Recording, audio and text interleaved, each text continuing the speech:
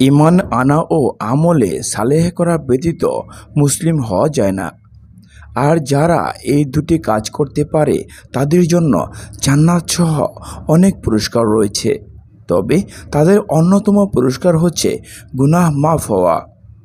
আল্লাহ তাআলা বলেন, আর যারা ঈমান আনে ও সৎকর্ম করে অবশ্যই আমি তাদের থেকে তাদের পাপসমূহ দূর করে দেব এবং আমি অবশ্যই তাদের সেই উত্তম আমলের প্রতিদান দেব যা তারা করত।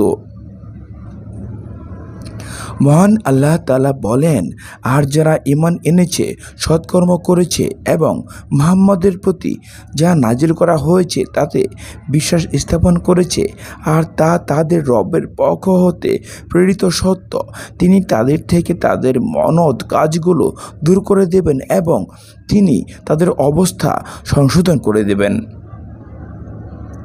অর্থাৎ তাদের মন্দ কাজগুলো দূর করে দেবেন এবং তাদের অবস্থা সংশোধন করে দেবেন ইনশাআল্লাহ। আল্লাহ তাআলা আরও বলেন, আর যে আল্লাহর প্রতি ঈমান আনে ও সৎকর্ম করে তিনি তার পাপসমূহ মোচন করে দিবেন এবং তাকে জান্নাতসমূহে প্রবেশ করাবেন, যার পাদদেশ দিয়ে ঝর্ণা দ্বারা প্রবাহিত হয়, সেখানে তারা স্থায়ী থাকবে। এটাই মহা সাফল্য। আল্লাহ তাআলা আরও বলেন, সুতরাং যারা ঈমান আনে ও সৎকর্ম করে তাদের জন্য রয়েছে ক্ষমা ও সম্মানজনক স্থান।